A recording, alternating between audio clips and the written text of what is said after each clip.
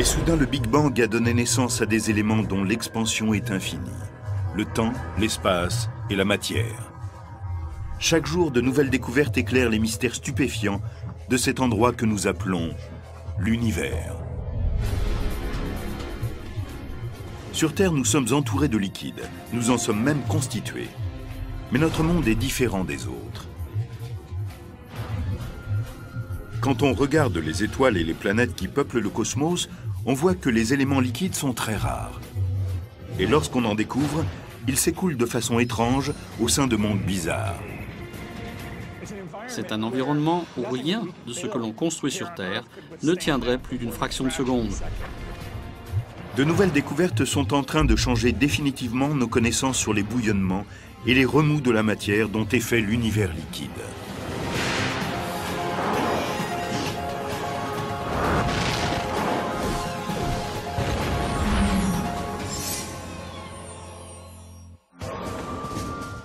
Les liquides couvrent près de 75% de la surface de la Terre.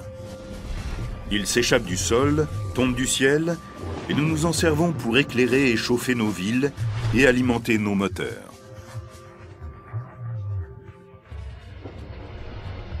Mais ce n'est pas ainsi que fonctionne le reste de l'univers. Les liquides ne sont qu'une infime fraction de la matière. L'univers est essentiellement constitué de gaz, soit de gaz interstellaire, autrement dit le gaz qui est entre les étoiles, soit de gaz à l'intérieur des étoiles mêmes, soit de l'atmosphère des planètes. Tout le reste est la matière solide. Les planètes sont constituées de matière solide. Il n'y a vraiment que très peu de liquide.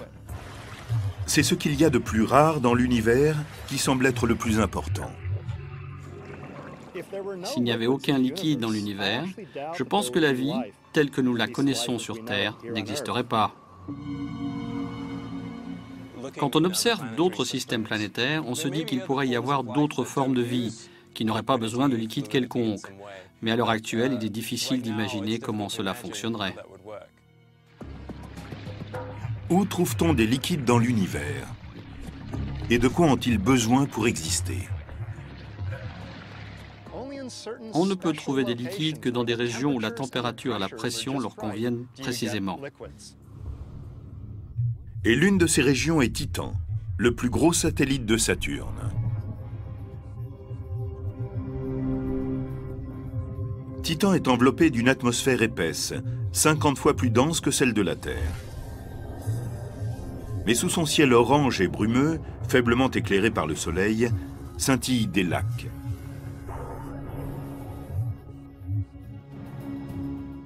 Si on plaçait une webcam sur Titan, simplement pour observer le paysage, on pourrait se croire sur la Terre.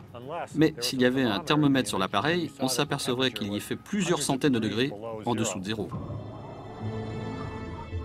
290 épouvantables degrés en dessous de zéro pour être exact. Et le liquide ici n'est pas de l'eau, mais du méthane. Parmi les mondes de notre système solaire, il n'y a que 2 qui possèdent des liquides en surface. Si l'on cherche une faible densité, des liquides qui s'écoulent et peuvent former des lacs, on trouve cela sur la Terre avec l'eau et sur Titan avec le méthane. Mais comment un élément qui sur Terre est un gaz peut être un liquide sur Titan? La plus grande différence entre Titan et la Terre, c'est leur température respective. Titan est beaucoup plus éloigné du Soleil. Il ne reçoit qu'un rayonnement très faible et c'est donc un monde très froid. De ce fait, les mêmes éléments se comportent différemment sur chaque planète. On peut imaginer une scène de ce type sur Titan, mais le liquide qui clapote sur les rives sera du méthane liquide. Un liquide transparent sur lequel un léger vent, comme celui que nous sentons aujourd'hui, crée peut-être quelques petites vagues. Cette rive blanchâtre est de l'eau gelée, de l'eau glacée, aussi dure que de la pierre. Ici, la glace remplace la pierre et le méthane l'eau. À une température aussi basse, il n'est pas étonnant que l'eau se transforme en glace solide. Mais quelle est la relation entre l'état de la matière, qu'elle soit liquide, solide ou gazeuse, et la façon dont les molécules qui la constituent réagissent entre elles? C'est un peu comme un troupeau de moutons qui va réagir différemment en fonction de la situation. Considérons ces moutons comme des atomes ou des molécules. Ils peuvent aussi prendre différentes formes. Là, par exemple, ils sont regroupés, ils bougent peu puisqu'ils sont parqués. C'est un peu comme l'eau à l'état solide, comme la glace.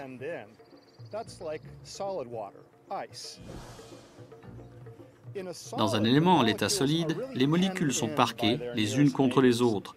Elles ne peuvent pas bouger. Lorsque l'eau bout et produit de la vapeur, elle change d'état. D'un liquide, elle devient un gaz. Dans un gaz, les particules qui le constituent, que ce soit des atomes ou des molécules, ont tendance à errer de manière assez chaotique, aléatoire. Elles bougent plus vite lorsque la température s'élève. Ici, les moutons se déplacent dans un grand champ, libres de se promener dans tous les sens. Ils ne doivent pas nécessairement rester ensemble. Ils peuvent aller d'un côté ou de l'autre. Ces moutons sont comme un élément à l'état gazeux. Ils sont éloignés les uns des autres, il y a beaucoup d'espace entre eux et ils peuvent bouger sans contrainte. Mais un liquide comme l'eau est magique. C'est une matière qui est dans le flou entre la structure rigide du solide et la dispersion aléatoire du gaz. Dans un liquide, les atomes ou les molécules sont sous la contrainte de leurs voisins. Ils ont tendance à couler ensemble. Ils peuvent parfois se dépasser, mais ils se déplacent ensemble. Quand les moutons sont en troupeau, sous la contrainte du berger, ils vont ensemble d'un endroit à l'autre. On peut y voir l'image d'un élément liquide.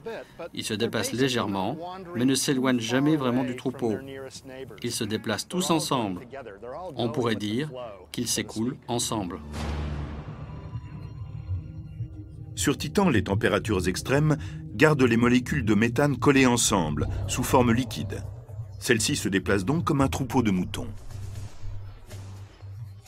Sur notre planète, le méthane est un gaz. Ces molécules flottent de façon aléatoire, comme ces moutons en liberté. Pour le transformer en liquide, pour que les molécules de méthane soient aussi serrées qu'un troupeau, les scientifiques doivent leur faire subir une pression 300 fois supérieure à celle qui règne à la surface de la Terre. On utilise le méthane essentiellement pour se chauffer ou faire la cuisine. C'est donc une source d'énergie importante, qu'il s'agisse de produire de la chaleur ou une énergie de propulsion. Le méthane liquide est une source d'énergie tellement puissante que la NASA le teste comme éventuel carburant pour ses fusées. À l'heure actuelle, des vaisseaux spatiaux sont lancés avec des réservoirs d'hydrogène liquide. Pour les lancements, le méthane serait plus économique, car il est plus léger et plus dense que l'hydrogène liquide. Et comme celui-ci, le méthane liquide s'enflamme facilement, grâce à la présence d'oxygène. Mais sur Titan, l'atmosphère manque d'oxygène, et le méthane ne peut s'enflammer. Sur Terre, on trouve de l'oxygène et de l'azote. Sur Titan, il y a du méthane et de l'azote. Ce sont les deux seuls mondes du système solaire où l'on trouve de l'azote dans l'atmosphère. En ce sens, Titan est comme une sœur de la Terre. L'oxygène est un gaz explosif qui serait redoutable sur Titan, car il y a du méthane partout. Sur Terre également, le méthane est un gaz dangereux, car nous sommes entourés d'oxygène. Sur Titan, le méthane liquide s'accumule dans des bassins dont certains sont aussi vastes que les grands lacs d'Amérique du Nord. Sur Titan, les lacs se trouvent au pôle Nord. Il y en a énormément. Au sud, on n'en a observé qu'un seul. Nous ne comprenons pas pourquoi les lacs se sont tous déplacés au nord et n'en ont laissé qu'un seul au sud. Pourquoi n'y a-t-il pas plus de lacs au sud? Une récente découverte pourrait nous fournir un indice important. En août 2003, les spécialistes ont détecté la naissance soudaine d'une tempête autour de l'équateur de Titan. Cela peut signifier que le méthane liquide adopte le même cycle que l'eau sur Terre. Il s'évapore des lacs d'une certaine région, puis retombe sous forme de pluie pour créer des lacs dans une autre région. Sur Terre, des nuages éclatent de temps en temps dans les déserts. Il pleut très fort et l'eau s'engouffre dans les vallées arides.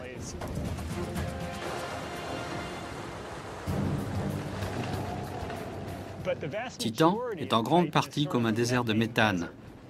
Quand il pleut, on a une vraie tempête qui déferle avec force en surface. Nous pensons que la capacité d'érosion du méthane, son aptitude à creuser des canaux et des vallées sur Titan, est très proche de celle de l'eau sur Terre. Si sur Titan les lacs sont regroupés au nord, c'est que cette région subit à l'heure actuelle une très longue saison de pluie. Saturne fait le tour du Soleil en 30 ans. Cela signifie que l'ensemble des 4 saisons sur Titan dure 30 ans terrestres. Chaque saison dure environ 7 ans. On pense qu'au printemps ou à l'automne, les pluies sont plus fortes, ce qui veut dire que quel que soit l'hémisphère où règne cette saison, il se forme de nombreux lacs. Mais le méthane ne tombe pas du ciel comme l'eau en raison de l'atmosphère épaisse et de la faible force gravitationnelle. Imaginez des gouttes de pluie, 2 fois plus grosses que celles qui tombent sur Terre et bien plus lentes. Boum, boum, boum. Elles seraient extrêmement froides en touchant votre peau. Mais le méthane liquide n'est pas de l'eau. Et celui qui oserait plonger dans un lac de méthane aurait une mauvaise surprise.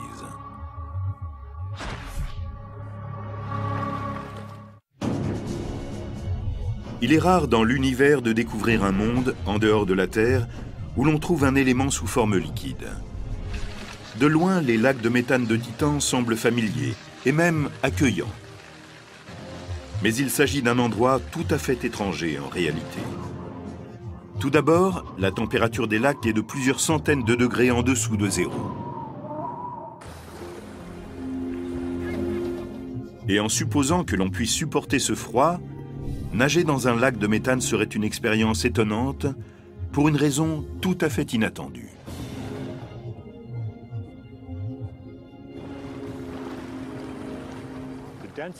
La densité du méthane liquide est très inférieure à celle de l'eau.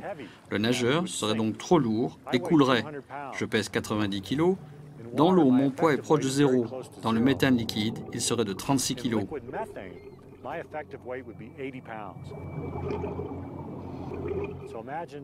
Imaginez-vous en train de faire du surplace dans un lac ou une piscine avec une ceinture lestée de 36 kg. Ce serait difficile. Mais ce serait la même impression que de nager dans un lac sur Titan. Le méthane est si transparent que des plongeurs auraient la sensation de regarder à travers de l'air liquide. Ce n'est pas le cas dans la plupart des lacs d'eau, car leur opacité n'est pas due uniquement à la pollution. C'est le résultat d'une caractéristique naturelle de l'eau, indispensable à la vie terrestre.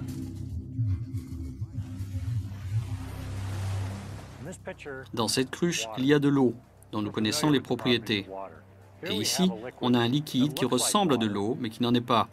Il s'agit d'un hydrocarbure, analogue au méthane liquide de Titan.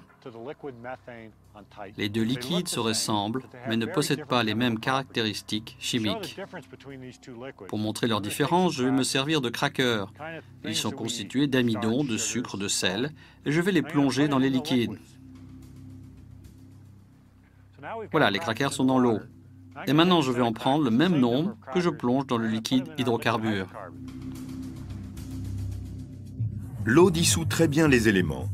C'est pourquoi elle est considérée comme un puissant solvant. Le méthane n'est pas aussi efficace dans ce domaine. Regardez ces crackers quand je les ressors. Ils sont toujours aussi craquants qu'auparavant. L'hydrocarbure n'est pas un excellent solvant. Le pouvoir dissolvant de l'eau vient de sa structure moléculaire. H2O est la molécule de l'eau, ce qui signifie qu'elle est constituée de 2 atomes d'hydrogène pour un atome d'oxygène. Quand on regarde la forme de la molécule, on a l'oxygène et les 2 petits hydrogènes au sommet. Cette structure signifie que l'un des côtés de la molécule d'eau a une charge positive et l'autre une charge négative. Les molécules d'eau sont comme de petits aimants qui circulent en remuant les éléments, en repoussant certains et en attirant d'autres. Par contre, le méthane est un faible solvant. Le méthane est un atome de carbone entouré de 4 atomes d'hydrogène. Il ne possède pas de polarité et ne peut donc briser d'autres molécules. Comme l'eau dissout les matériaux avec lesquels elle entre en contact, elle peut se transformer en une soupe riche et parfois trouble.